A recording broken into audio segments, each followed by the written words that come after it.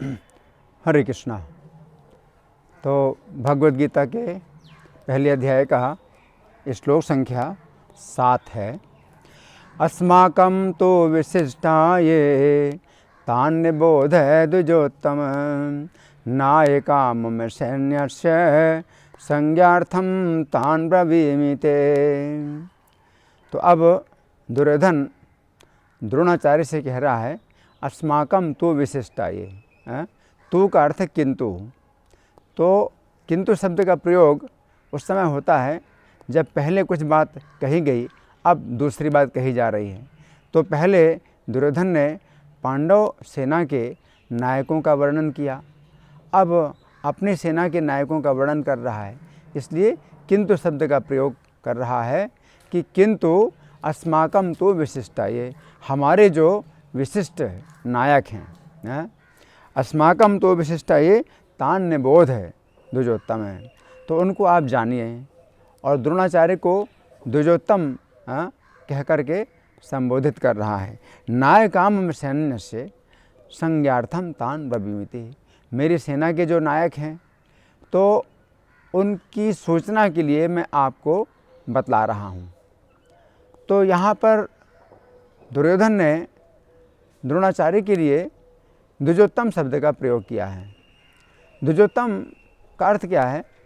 द्विज और उत्तम, इन दो शब्दों से मिलकर के द्विजोत्तम बनता है, जो द्विजों में उत्तम हो। अब द्विज किससे बोलते हैं? द्विज भी दो शब्दों से मिलकर के बनता है, द्वि और जा।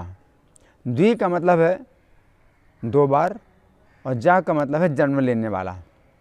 तो द्विज उसे बोलते हैं जिसने दो बार जन्म लिया है।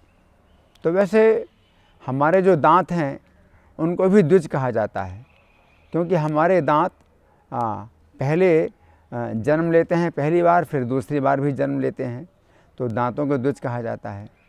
पक्षियों को भी द्विज कहा जाता है, क्योंकि पहले भी जन्म लेते हैं अंडे के रूप में, उसके बाद फिर अंडे से उनका शरीर बनता है, तो अंडा फोड़ करके दोबारा जन्म लेते हैं, तो पक्षियों को भी द्विज कहा जाता है। और मनुष्यों में द्विज किसे कहते हैं? ब्राह्मण के 3 स्तर होते हैं। पहला है द्विज, दूसरा विप्र और तीसरा वैष्णव। तो द्विज का अर्थ क्या है?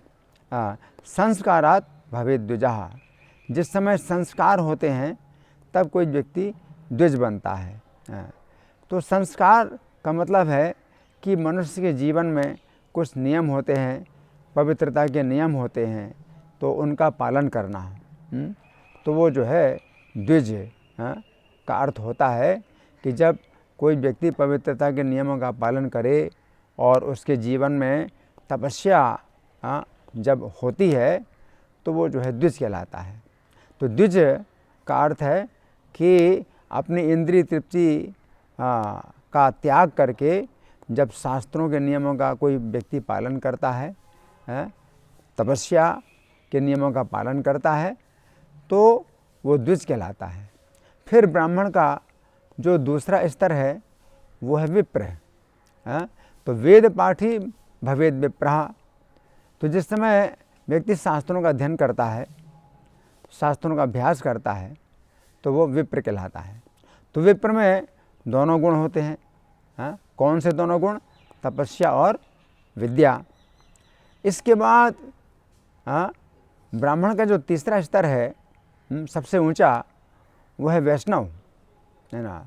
तो वैष्णव से कहते हैं जो भगवान के प्रति समर्पित हो जाता है और भक्ति में जो समर्पित हो जाता है, भगवान की भक्ति, विष्णु की भक्ति, तो वैष्णव कहलाता है। तो ब्राह्मण का जो सबसे ऊंचा स्तर है वो वैष्णव कहलाता है। तो वैष्णव में तीनों गुण होते हैं, तपस्या, विद्या और विनय। तो गीता के 5वें अध्याय में भगवान कहते हैं विद्या विनय संपन्ने ब्राह्मणे गभ्यस्तनी, ये 5वें अध्याय का 18वां श्लोक है। तो भगवान कहते हैं विद्या विनय संपन्ने ब्राह्मणे, अगर कोई व्यक्ति ब्राह्मण है जो विद्या और विनय से संपन्न है तो समाज में उसका सबसे ऊंचा स्थान होता है।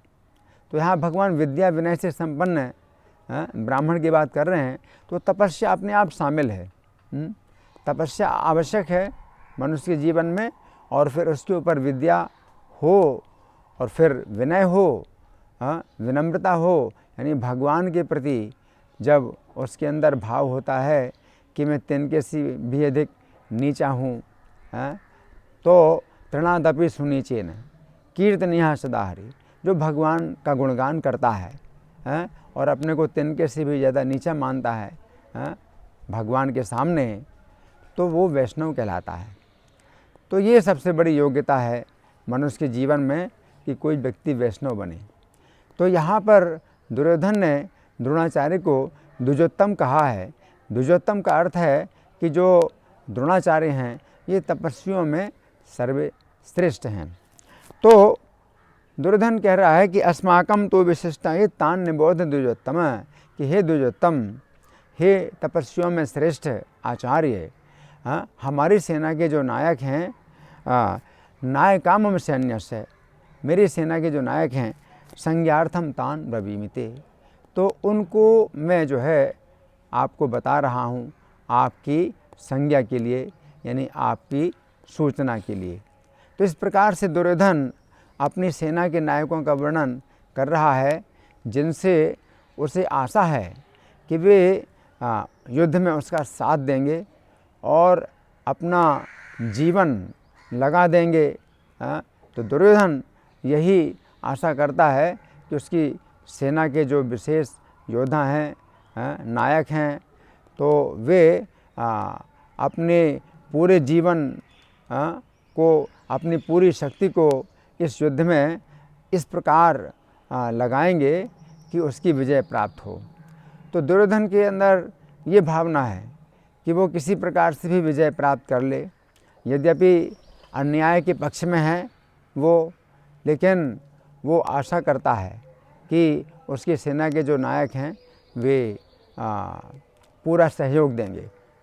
तो दुर्योधन अन्यायी है, लेकिन जिन क्षत्रिय राजाओं को, जिन योद्धाओं को उसने निमंत्रण दिया है युद्ध में, तो वे योद्धा, वे जो क्षत्रिय राजा हैं, तो वे विवश हैं युद्ध में साथ देने के लिए, क्योंकि क्षत्रियों का धर्म ही ऐसा होता है कि अगर युद्ध में उनको निमंत्रण दिया जाए, तो जो भी व्यक्ति युद्ध में निमंत्रण देता है, तो वो न्याय के पक्ष में हो या अन्याय के पक्ष में, उस राजा को उसके पक्ष में आना होता है, वो युद्ध के निमंत्रण को मना नहीं कर सकता है।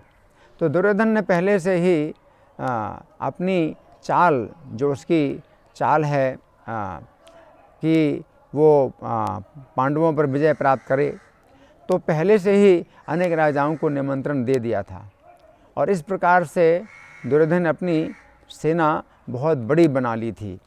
और पांडवों का जो निमंत्रण है वो उन राजाओं के पास देर से गया जिन्हें दुर्योधन ने पहले से ही निमंत्रित कर लिया था।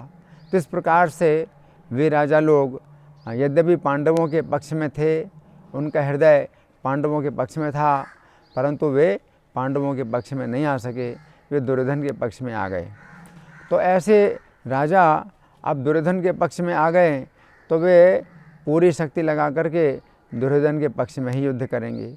तो दुर्योधन अपनी इस सफलता पर बहुत प्रसन्न है कि उसने पांडवों से ज़्यादा बड़ी सेना एकत्रित कर ली है, और अब वो अपने पक्ष के जो सेना नायक हैं उनका वर्णन कर रहा है।